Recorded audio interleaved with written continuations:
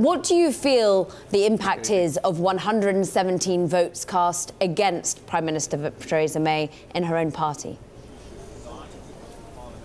Well, I think what's striking about this is that actually it was a more emphatic victory for the Prime Minister, even than the one with which she won the leadership of the party a couple of years ago. And so she's actually increased her share of support in the party from when she first won the leadership. I think that shows that the party is behind her and can unite now around her. And I think this does make a difference, because there have been those who have consistently said that there was some kind of silent majority out there that wanted a clean Brexit with no deal at all. I think what we've seen today is that people want to see a deal done. I've been contacted by hundreds of constituents saying that they want the Prime Minister to see this process through, and they want to make sure that she is bringing a deal back to the country which the whole country can get behind and support. That is what I want to deliver with her, working with her. And I think what was good to see from her conversation outside number 10 there was the willingness to work across the House to deliver the right outcome of this. That is what we now need to ensure we can do. And I think the assurances she's seeking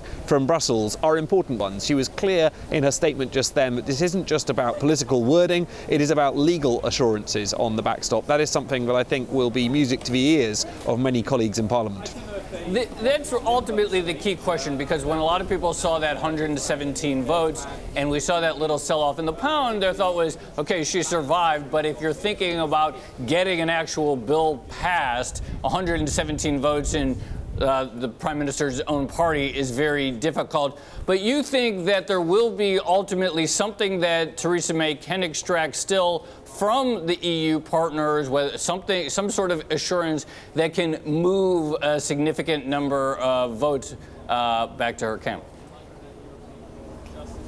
I do think that, and also what we've had today is we've had out this question about whether the Prime Minister has the support of the party. Those people who've been saying that she doesn't now have to accept that she does, and we all need to move forward together on this. I think there's also some of the confusion of the events that have happened today is about people's views as to whether she's the right person to take us into the next general election. Well, the Prime Minister has been clear that she is going to see the process of Brexit through, and that actually she doesn't expect to be leading the party into general election in 2022. I think that will provide some welcome assurance to colleagues who had concerns on that front. But it does put the focus, and I think what the public have been saying to me today, what my electors have been saying to me very clearly today, is we don't want to see politics being played with this. We want to see you getting on and delivering. And I think that is what Parliament and the Conservative Party in particular now need to focus on doing.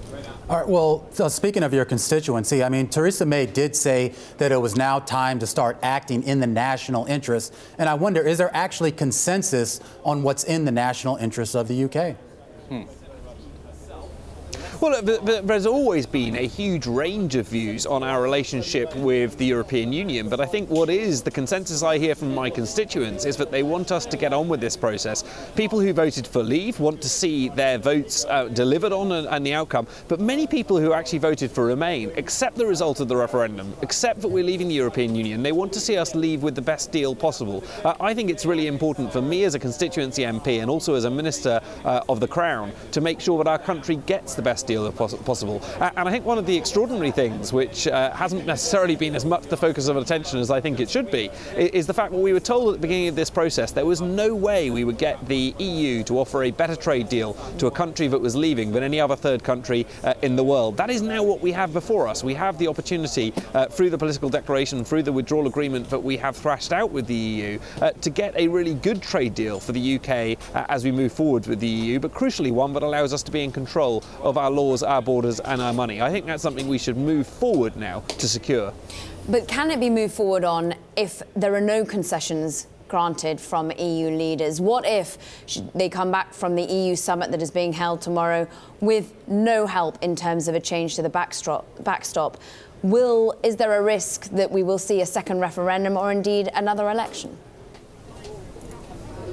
Well, I think it's been clear throughout this process that the parliamentary arithmetic is challenging, but I think the EU has a lot of experience of difficult negotiations and of being able to provide detailed and legal assurances to negotiating parties. We've seen that in some of the negotiations they have with Switzerland, with other countries. I think we will be able to find a way to address that. And I think fundamentally we've got to look at where countries' interests are. And I think this is one of the crucial points that Geoffrey Cox made to the Commons the other day when looking at the issue of the backstop. It is not in the EU, for the interests of the EU, for this backstop to come into force or to be in force for a long period of time, because it does actually cut across the four freedoms that they are determined to protect as part of their single market. So it is in the interest of both parties to deliver on the kind of trading arrangement that ensures that we don't actually need to use the backstop and allows for the frictionless movement of goods at all our borders, including the border between the United Kingdom and the Republic of Ireland. Robin, when you look back at the course of an extraordinary day, how significant was today's Prime Minister's questions and watching Theresa May in front of Jeremy Corbyn and the prospect that if chaos were to cause another election, that Jeremy Corbyn could be the next PM? How much did that sort of influence the direction that the day took, allowing Theresa May to win the vote?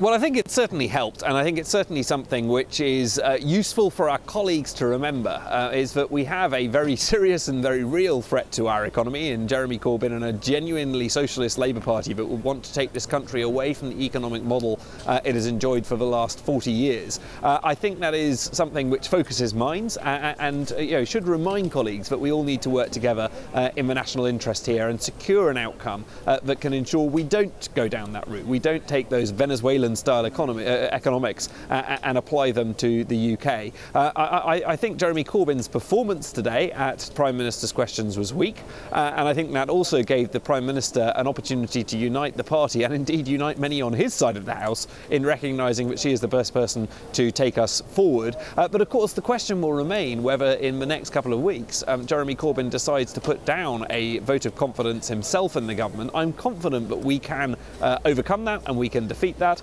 I think crucially one of the things that the Prime Minister will want to do now is to reach out to colleagues in the House, including the Democratic Unionist Party in Northern Ireland, and to ensure that they will continue to support our government as we move forward. And that is why these assurances on the backstop are crucially important.